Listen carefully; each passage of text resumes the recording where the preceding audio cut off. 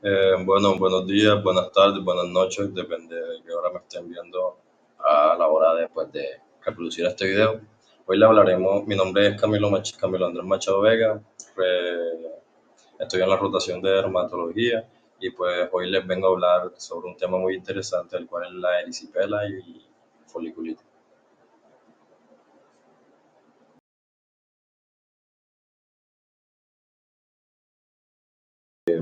Este es un tipo de infección de la piel la cual se afecta a la capa superior de la piel y los ganglios linfáticos locales. También está pues su agente causal más común es la dermatitis estreptocócica por un agente cuál es el estreptococo,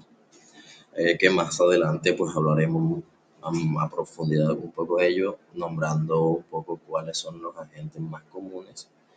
y a medida que iremos desarrollando las diapositivas pues entenderemos un poco de cómo interactúa este con la piel. También cabe aclarar que esta patología también se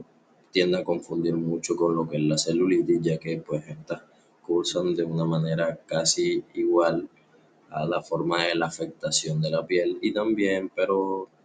va a haber ciertas características, signos y síntomas las cuales nos diferenciarán una de otras.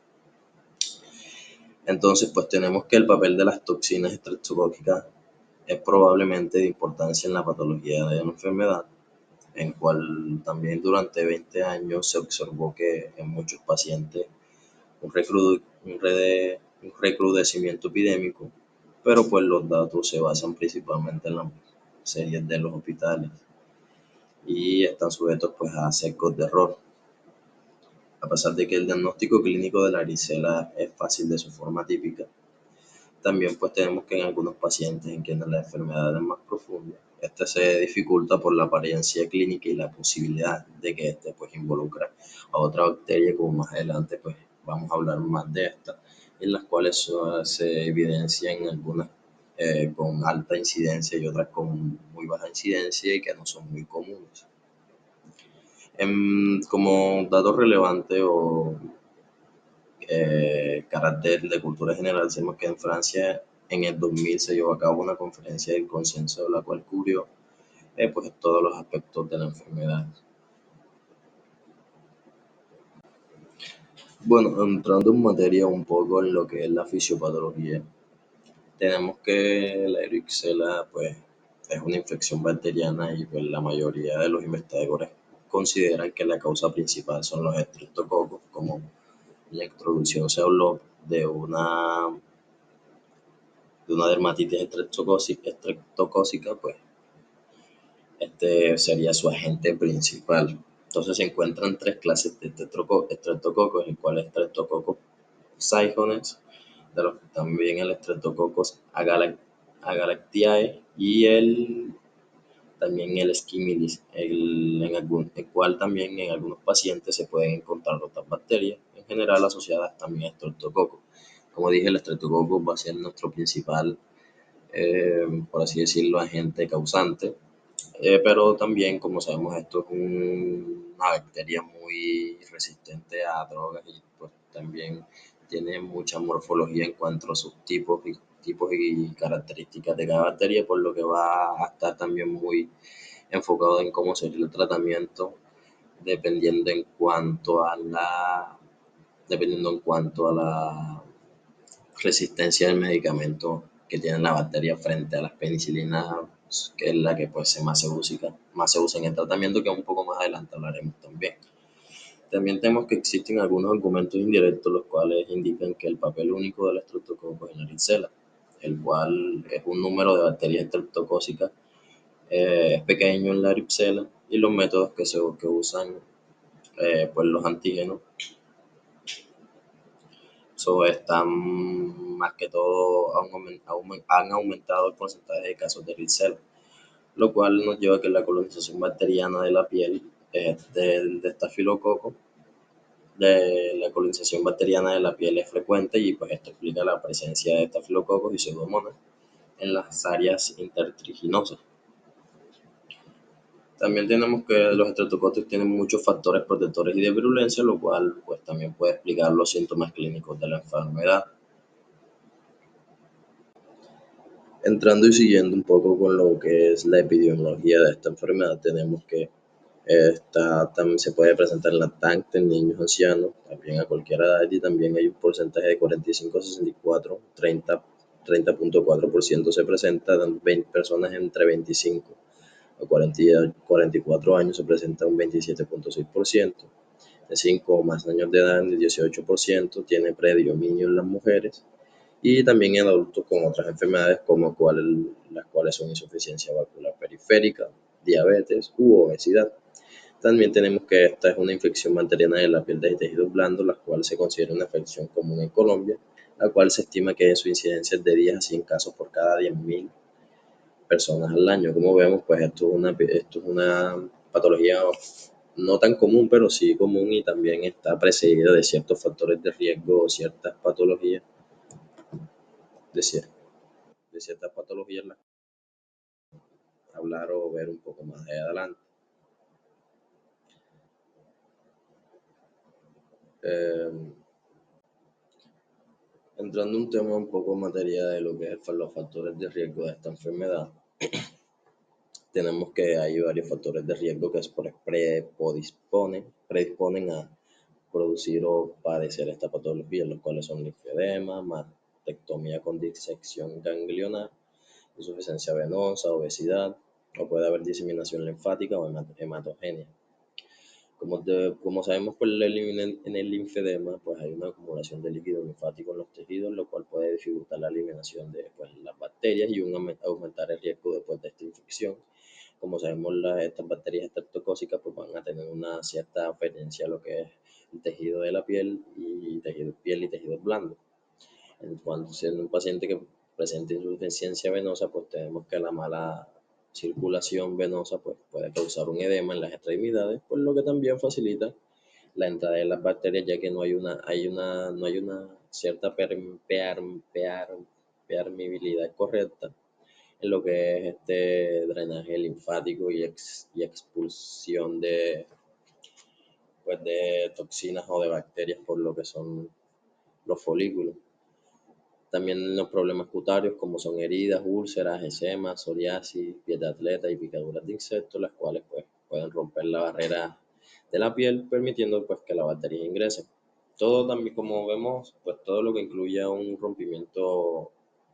o un cierto daño en lo que es la pared de la piel nos puede producir una infección, lo que nos puede llevar a producir esta patología. Pacientes también diabéticos de este diabetes puede dañar los vasos sanguíneos y afectar el sistema inmunológico, pues lo que hace que las personas con diabetes pues, sean más susceptibles a infecciones.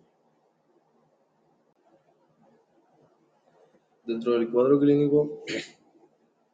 veremos que este se caracteriza por ciertos signos y síntomas, los cuales pues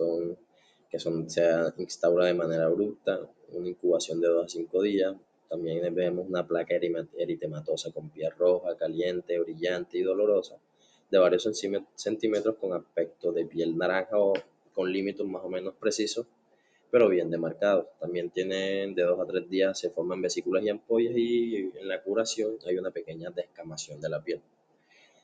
También cabe aclarar que se dan entre un 5 a 20% en la cara, y en las extremidades interiores se dan entre un 8 a 70 o un 80% en extremidades inferiores. Tiene ese cierto porcentaje, y también se presenta un síndrome postflevítico. También cabe aclarar que puede haber heridas quirúrgicas recientes y produce signos de la infección en las primeras 24 horas. También puede ser causa también si hay un muñón umbilical. Entonces tenemos que, más que todo en el 90% de los casos de la lisera se localizan las piernas. Otros sitios involucrados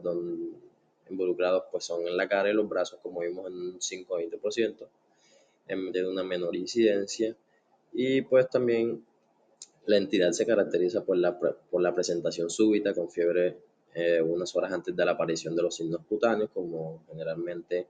hemos estado hablando en lo que lleva las diapositivas, y también es más alta en pacientes con celulitis o fascitis, los cuales estas predisponen a una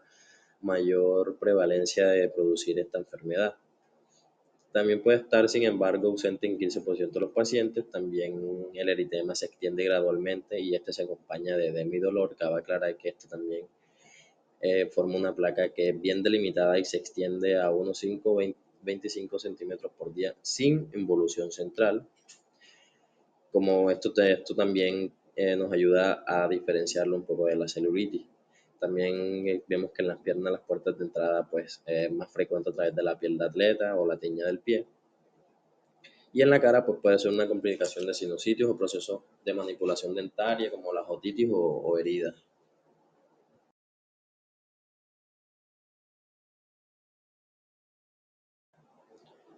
Bueno, dentro del diagnóstico, más que todo es básicamente un buen estudio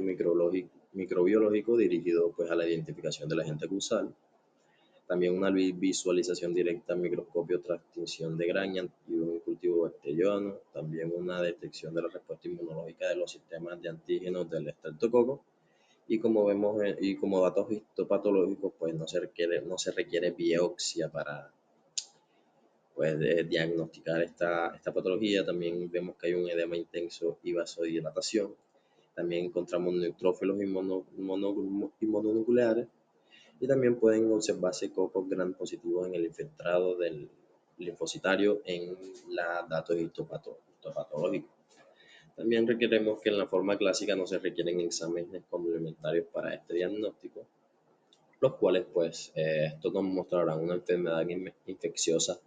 bacteriana con neutrofilia, como anteriormente dije, niveles elevados de la proteína C reactiva, en lo que encontramos histopatológicamente en nuestro paciente como pruebas diagnósticas para poder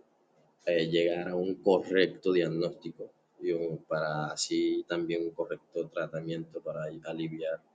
y llegar a una instauración normal a nuestro paciente. Bueno, como diagnósticos diferenciales también tenemos que esta patología se puede confundir con la dermatitis por contacto por irritante primario, con erisipilioide, eritema multiforme, un eritema nudoso, el herpes zóster, celulitis, que es más que todo la con la que se confunde más, principalmente, y una fascitis necrosante. Cabe aclarar que cada uno de estos de estos diagnósticos diferenciales, pues cada uno cursa con signos y síntomas característicos, así como también lo hace la erisipela, lo cual, o esta patología, la cual sería más que todo los bordes limitantes que tiene en cuanto a su color y también su color característico y también su instauración súbita junto con fiebres, y también más que todo esto nos ayuda o lo acompañaría pues los diagnósticos histopatológicos que nos encontramos en nuestro paciente o en el paciente que pensamos que cursa con esta patología. Bueno, dentro de la evolución y pronóstico de nuestro paciente tenemos que resolverlo entre 7 a 10 días, ahí también hay que tener en cuenta bacterianemia con diseminación o complicaciones locales, como los cuales son los abscesos, las tromboflebitis, etc. Y también un tratamiento antibiótico precoz, como sabemos, esta pues sería más que todo en lo que se debe abordar nuestro tratamiento de nuestro paciente, para, para que así tenga una correcta evolución. También pues, sabemos que hay que tener en cuenta que este puede extenderse a niveles más profundos en la piel y en los tejidos blandos.